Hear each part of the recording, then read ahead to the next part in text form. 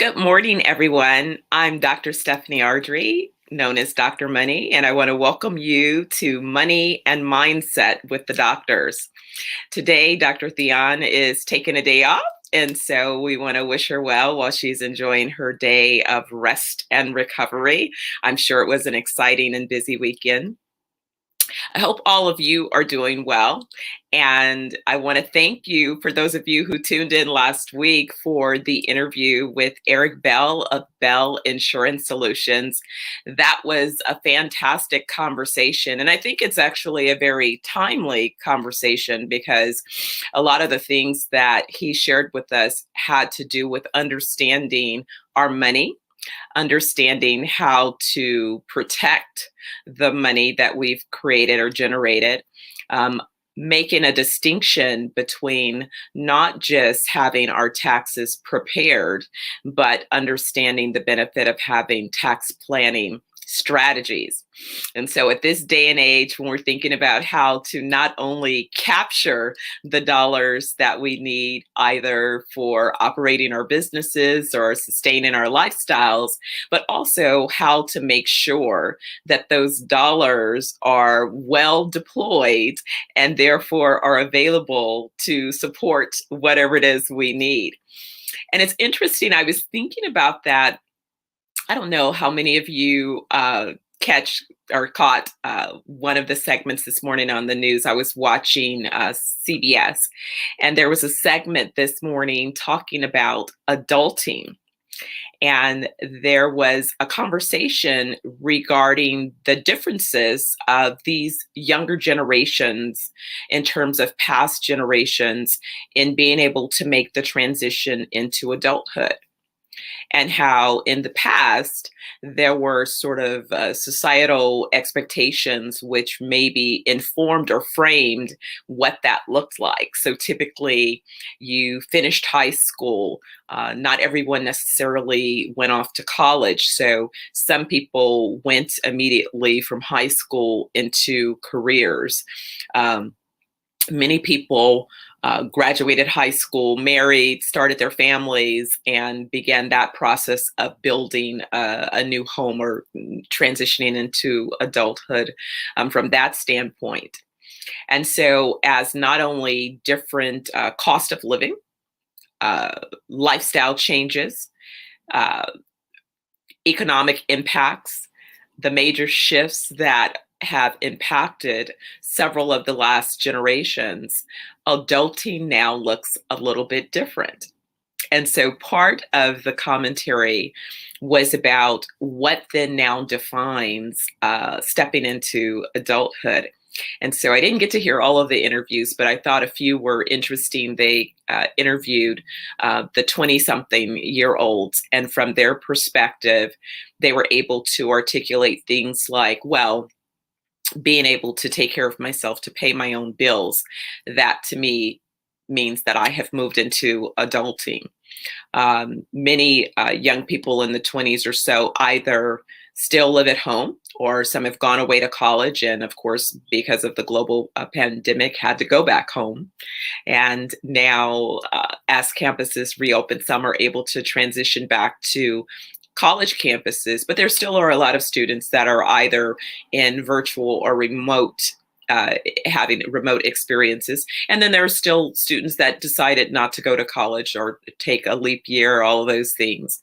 And so many of those students are either still at home with parents, or young adults still at home with parents, or beginning to create households that may be made up of friends, colleagues, or communities of folks that are looking at ways to share household environments while perhaps they pursue other interests. That was part of the model behind the WeWork brand when they began to look at We Live environments that would allow more communal type living and sharing, where people could live and have more, smaller, more efficient type living spaces, but have a community that you're able to commune with, not only for your personal needs, but also for your business or entrepreneurial needs to be fostered and developed. So when another point that was made that was really interesting is that people, I guess there's a thought about for those who have spent the time going to school, how much school or education is enough. And one of the interviewers stated, well, the updated life expectancy is now about 100 years. So if you're going to live for 100 years, think about it. How would that inform the decisions that you made? If you knew that life extended to 100, or as some of my medical colleagues suggest, to 120 years, how would you then frame, if you will, the blocks of your life? I always have this conversation where I say, the time to be a child is so precious and it comes and goes so fast. And then you're grown for the rest of your life, or you should be, right? Based on this idea of at 18, at 21, you so-called step into adulthood. But what does that mean? And so it was a perfect kind of segue into the conversation that we were looking forward to having today, because it's April. That's one of the points where a lot of businesses, as well as individuals, are thinking about, if not their annual tax filings, at least their quarterly tax filings. And so it's one of the places that I always encourage entrepreneurs to take a pause and think a little bit strategically, right? And so when I was thinking about not only this idea of strategic thinking and planning really begins with the appropriate mindset. And so when we thought about just this idea of, or picking up back on this conversation about adulting in your 20s, adulting in your 30s, if it is that your mindset suggests that I have unlimited amount of opportunity, I'm going to take care of myself, I'm going to go forward, I'm going to accept life's gift that I probably have 100 or more years on the planet. So how then will I frame those years on the planet? And what then are the requirements in order to sustain that type of life on the planet? So it allows you to step back and kind of reconsider a number of the social norms. So I was part of the next generation. I'm part of the Gen X group, and a little bit different from, I think, some of the boomer mindset, but still having the influence of boomers, where the idea was, go to school, or, get a job, or get education, get a job, and, let that begin your adulting experience and go on and be happy. Work until you get to retirement and, get the golden watch and celebrate and go on and let that define your existence. But at that time, the lifespan was considered to be a lot lower. Lifespans were around 62 to 70, and retirement was set at 65. A lot of those things you see are still part of our system and our structure today, which is why, as an economy, we're looking to make those types of shifts and adjustments. But okay, so kind of enough about this idea about the lifespan. Now recognizing that you have this full opportunity in terms of how you inform and define your life, full opportunity. So if I were thinking back and saying, wow, in my 20s, I knew that I had potentially a lifespan of up to 100.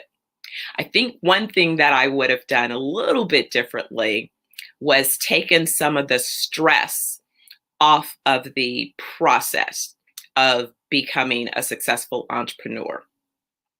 And so that kind of, I was thinking about this because I wanted to share a book this week. We had talked about earlier this year my wanting to bring in some of the books because I'm, as most folks know, a pretty regular reader and find a lot of topics interesting.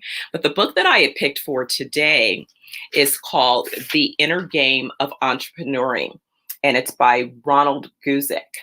And I only wanted to grab a couple of points from the book, but I thought these points were so relevant because it's really about what we've been talking about in money and mindset. And one of the things that is important when you're thinking about entrepreneurial venture, or I say a path towards, employment, because I think that you don't have to just pick being an entrepreneur. We all have to have some type of earnings or income, right? So whether you choose to become an entrepreneur or become an executive or an employee for an organization, all of those choices are valuable and necessary and contribute to the overall outcomes for organizations. So we need both. We need some employers and we need some employees out there in order for our economy to ultimately work. But it's so important that in the beginning, you assess your mental models.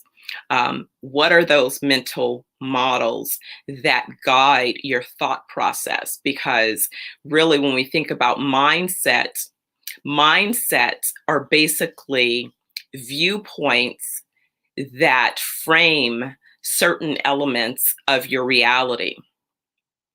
Mindsets are viewpoints that frame certain elements of your reality. And so a lot of times what we fail to realize is it's our personal perspective that first influences what we expect, which then influences what we realize, what we experience, right? So it begins first as a thought. If you believe that you're going to go out and create an organization and that business is going to be successful, then you've set yourself up to look for the signs of success. But how do you define that in the beginning? We're talking about that. I'm going to be teaching a workshop coming up starting actually next week. We're starting out the 9 P's to Profit series.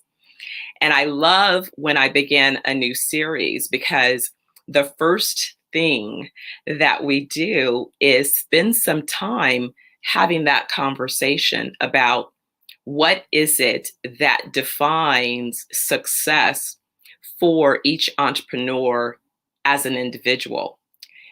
And so often it's surprising that still at this day and age, a lot of people have not stopped to give themselves permission to ask that question. So then my follow-up question is, well, what did you do when you were 8 years old? 8 years old?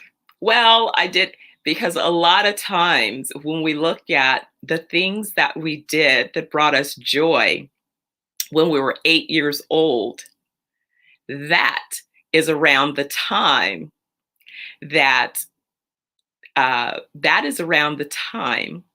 that you begin to show your natural interest. So whatever those natural interests are, then those are the things that you use to kind of influence where you went. So I have people who will say, well, I was really curious. I love to build things with my hand. Or there are other people who'll say, well, I was naturally interested in how things work. I took things apart. I was curious about the how the functions, or I love to get in front of the camera.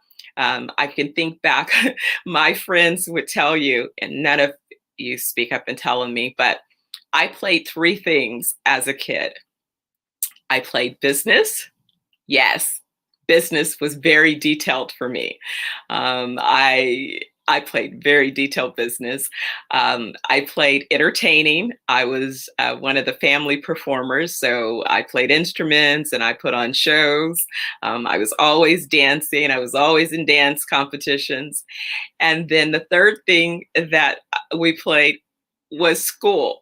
And when it was my turn to be the teacher, my friends were really frustrated because I really was serious about they had to learn. So, when I look at my career, I think it's been very interesting and probably not surprising that at this stage of life, when I look at what my career has been built upon, my career has included all of those elements. Early in my career, I was much more involved with entertainment and spent time as an actress and as a singer, and some of those things, as well as being in business around those things. I was in the music and radio and marketing and events business very early in my career. So to me, those were opportunities to utilize those experiences. And of course, being in business very early, I had the opportunity to create my very first business at 18, which was exciting. But really, when I look back, that was a buildup of having not only spent many years playing business, modeling business while out and about with my mother and other family members who were entrepreneurs, but also was built upon as a teenager volunteering at my neighborhood park. I grew up in the Bay Area and was able to spend part of my upbringing between Northern California in Northern California between Oakland, Emeryville, and East Oakland. And in East Oakland, I had the opportunity to live close to Arroyo Park, which was where, as a teenager, we volunteered and we had a teen club. So we ran the program, the lunch program over the summer. Our big business idea, though, was to operate the snack bar in the park. And so each year we would determine the menu, the season of operations. We would buy the ingredients. We would determine the pricing point, and we would run the business. And so we would each, take on schedules to make sure that we operated the snack bar, so that at the end, we would then take those proceeds and they would help to finance our team club as we took a summer trip. Well, all of those examples and experiences help to build things like leadership experiences, teamwork. You got to use your math, your thought processes, thinking of strategies and thinking of ways to not only make sure that we came up with the right menu that was going to sell and therefore was going to help us accomplish generating a profit for our business. So that was, if you say, the foundation of what began to let me know that although at that time being an entrepreneur was not considered a popular career path. In fact, when I think about it, I received a lot of discouragement, probably from my family members closest. My mom decided to go along with it, but definitely my grandmother was against it. She thought you should just be happy to, take a position, get a job and just work for that organization. But something inside of me made me believe that I could do something different. And it all began with a vision, which is why the foundation of building any business, building any organization begins with that vision. So when we think about vision, and I know people, you hear the term vision and mission, and oftentimes they're used interchangeably. Just for our conversation, I'll distinguish. Vision is where it is you see your business in, I'd say, the next 10 years. If you were to look ahead and the business has formed, it's operating, things are profitable, you're accomplishing the outcomes that you attended. What does that business look like at that particular point in the future? And oftentimes, when you're creating something, it's a little bit hard to understand what that looks like. So, one of the ways that I help to think about that, what that vision looks like, is to identify organizations within my category and understand who are the category leaders in that particular space. How have those organizations grown? Are they local?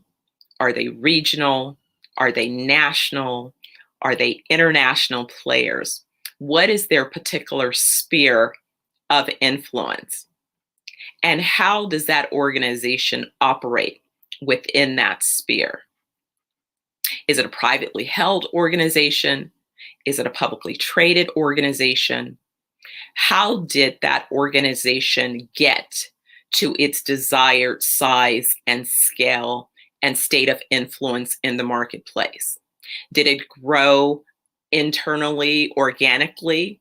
Did it grow through acquisition? Were there mergers along the way? Did the company form initially as a privately held organization and then hit some major market opportunities where it made sense to become a publicly traded organization? So I kind of start understanding what organizations within the sector or sectors that I'm looking to occupy, how have those organizations grown? And then I began to take away from those organizations some of the elements that I can use as benchmarks, as guide points to recognize at different phases of their growth and evolution what my business or organization might look like. And so that becomes important because that is how you think about the mission. And so the mission of the organization is more transitory in a sense that you're going to have certain strategies and tactics that you're using to accomplish particular outcomes. And so as you accomplish those outcomes, that mission should continue to evolve. And so that's kind of why I began the statement around right around this point when entrepreneurs, whether they want to or not, are driven by the deadlines of tax filings, people suddenly take a pause and begin to assess how is the business doing at this particular point. And sometimes that's a hard thing to do because when you think about it, when you're running a business, a lot of times you get caught up working in that business as opposed to working on that business. Working in rather than working on.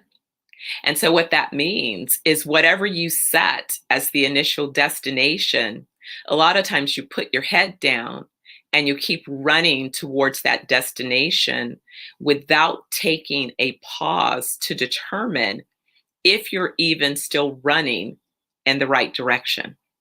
I know it. I know it. I know it. Yes, that is the big reason why when we have certain economic cycles which shift, you begin to realize which organizations are vulnerable, right? Okay. And so all of this, though, the perspective around reality is a critical ingredient to determine how you will navigate through these things. So, okay, let me unpack it a little bit more. Let me tell you what I mean.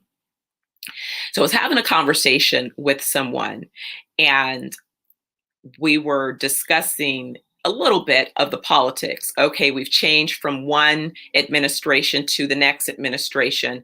Now, this new administration, oh, it's going to be doom and gloom. Taxes are going to go up on businesses, and oh, that's going to be, a horrible government is going to get bloated, versus a more conservative perspective of the administration.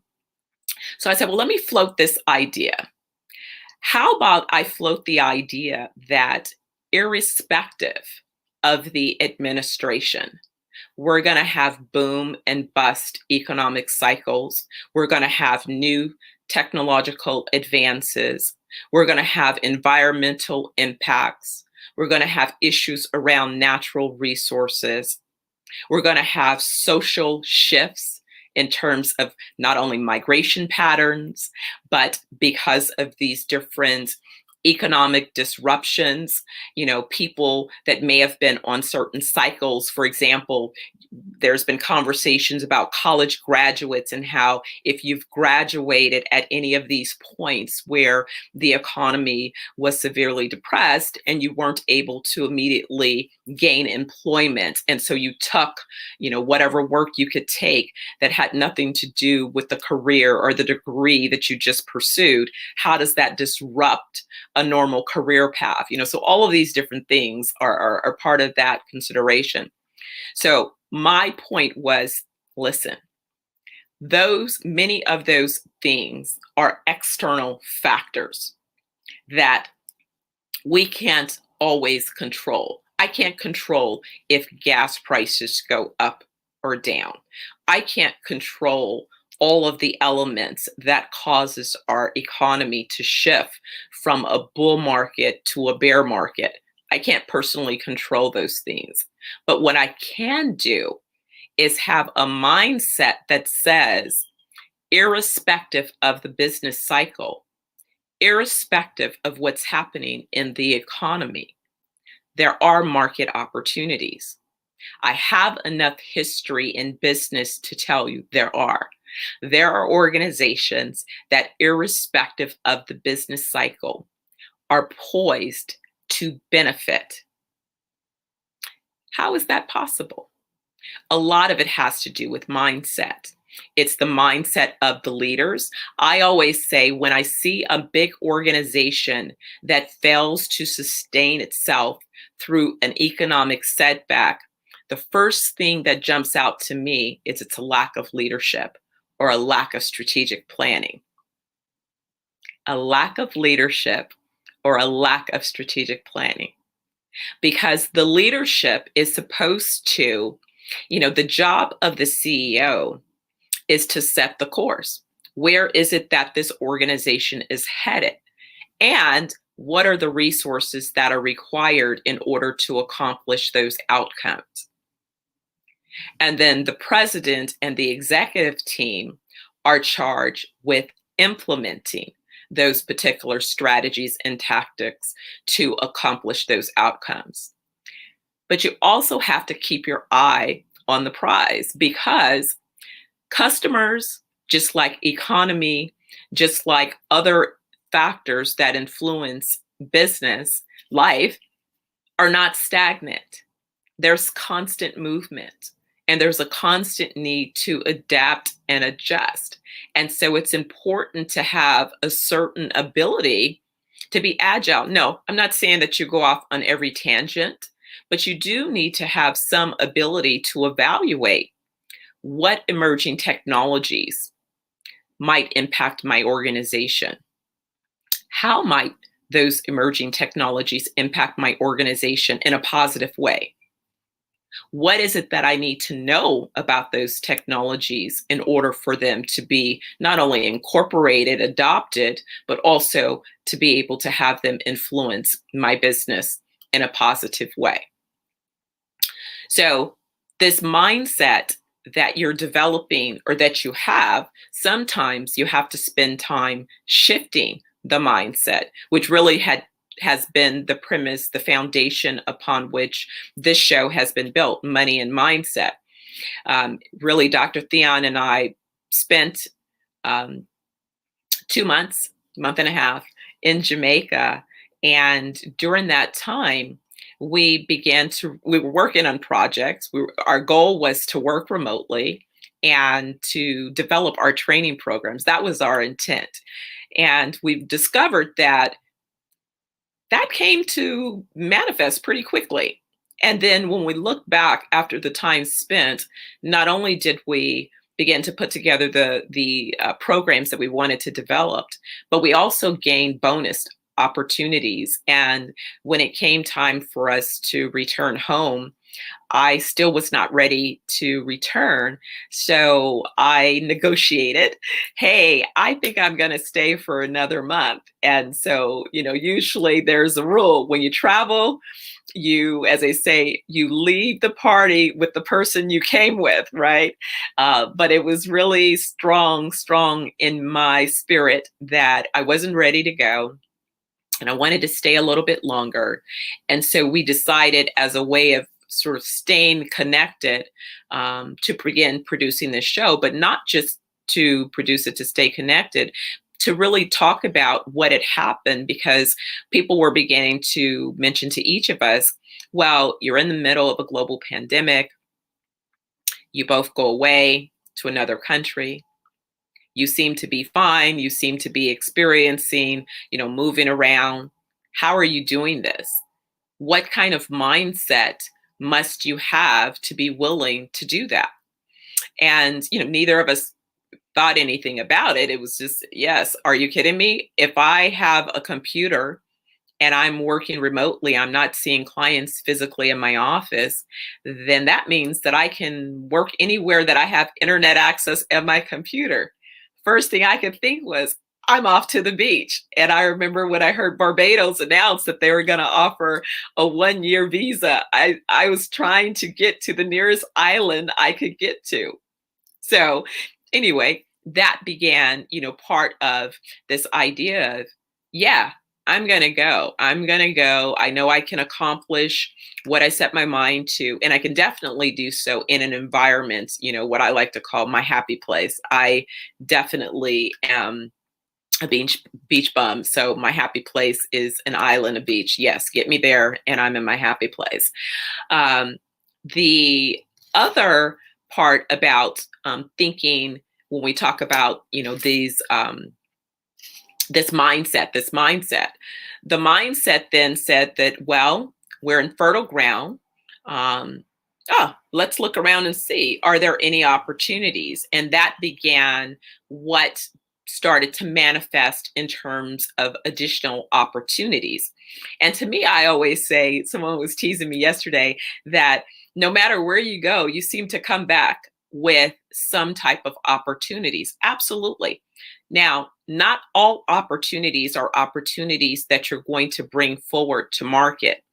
That's why it's so important to have, if you will, a strong enough mindset that says, I'm willing to invest some time in exploring a business opportunity or situation to determine its feasibility.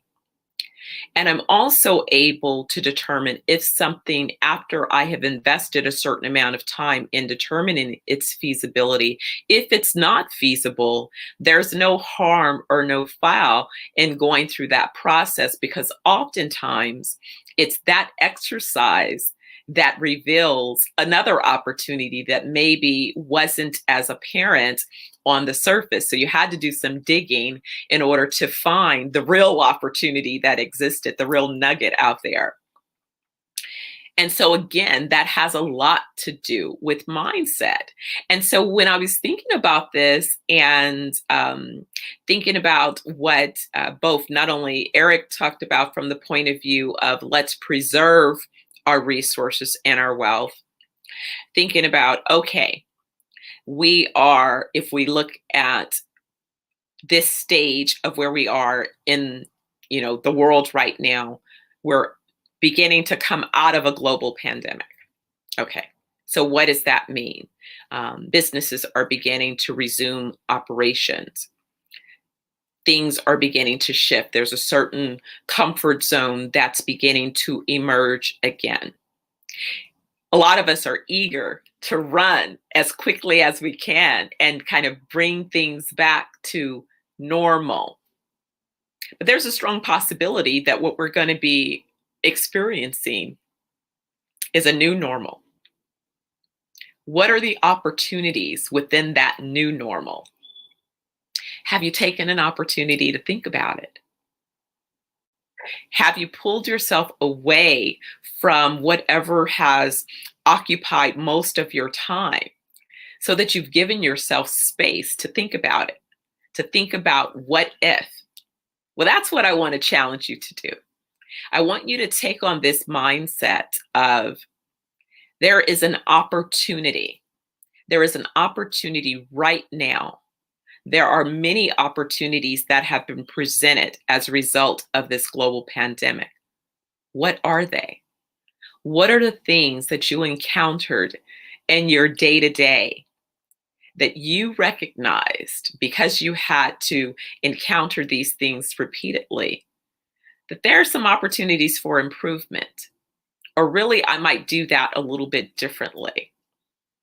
Or what are some of the things that emerged because you had an opportunity to spend some time with your family, spend some time at home, and began to rethink how your life is or was organized, and to begin to reflect on, is my life organized in such a way that it's conducive to what it is I look to accomplish?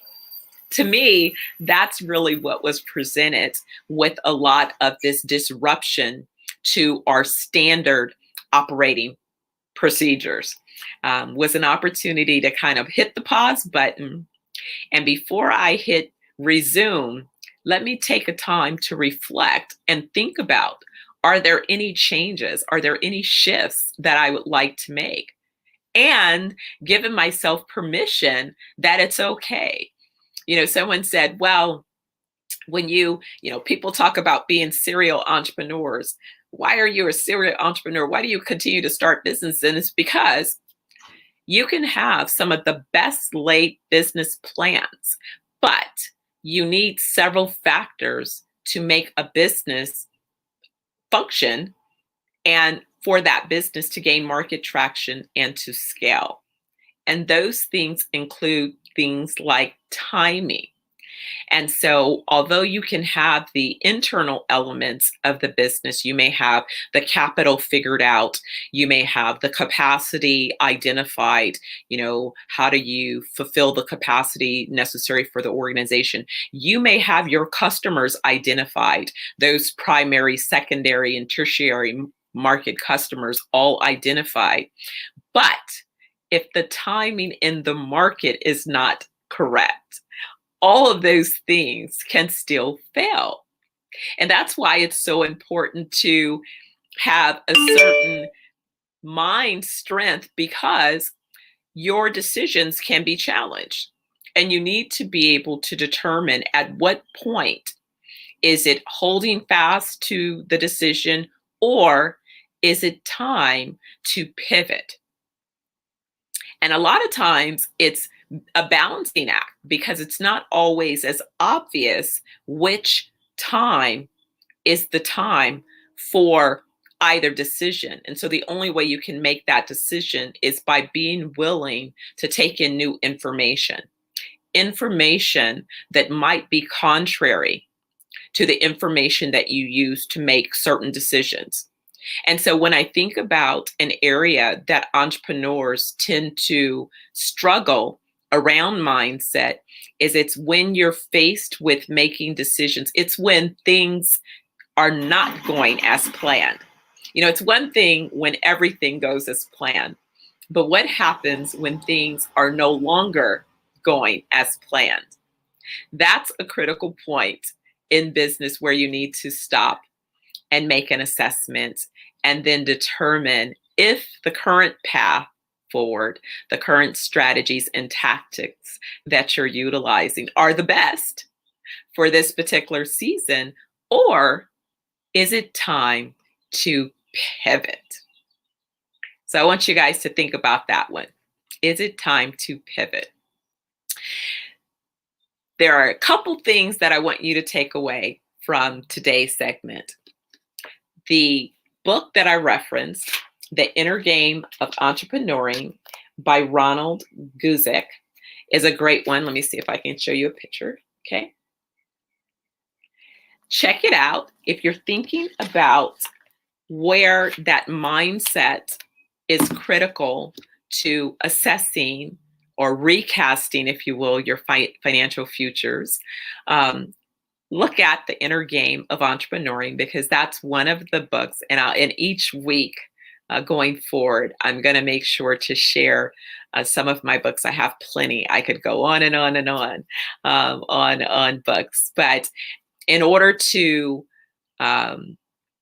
excel in business, because I started so young and because I was going so far against the grain, it appeared, I invested as much in understanding my craft as I did in developing a mindset. And so the mindset has been a critical component and element along this process. And both have had to work together in order to set up or to accomplish each goal. You know, when I look at the new businesses that we're working on and forming at this point, the mindset is the beginning. And then being able to expand within that, the possibilities, and even being willing to take on a challenge that is unfamiliar, is, and in some cases, even uncomfortable, right? How do you urge yourself to move forward when you have a vision that scares you? Well, I'll tell you that that is one of the first indicators that you're finally getting yourself in the game. You should be encouraged to pursue something that scares you, scares the, I don't know what out of you, but scares you. Because then you will be challenged to identify and to reach for inner and external resources in order to make that vision come forward. Today, I want to say to you, thank you so much for tuning in and joining us. I see some of you making comments. Thank you. Oh, Andrea, thank you for joining me. Thank you for those comments. Yes, the inner game. Yes, it is right. It is absolutely. And looking at those opportunities out there, definitely, they're out there. So if you do nothing else for this next week, think about a couple things. More than just tax preparation, tax planning.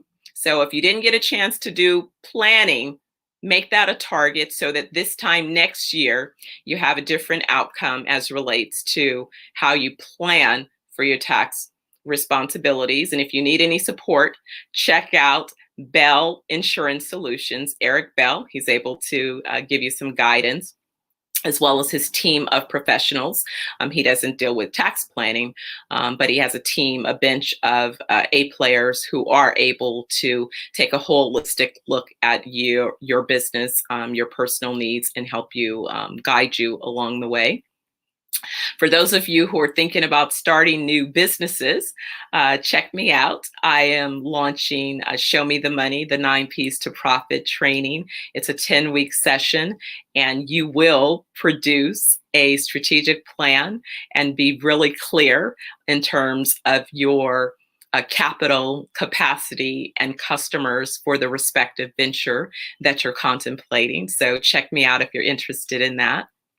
And then be sure to mark your calendar for next Tuesday, 9 a.m. Pacific Daylight Time, and we'll be back for another segment of Money and Mindset with the doctors.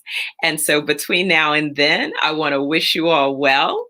It's the beginning of April, so we're off to a great start. I want you to think about all of the opportunities that are awaiting you. And so focus on those opportunities and how you can participate and bring those opportunities forward. So with that, I'm going to sign out. Dr. Stephanie Ardrey, known as Dr. Money, and I will see you next time. Take care, everyone.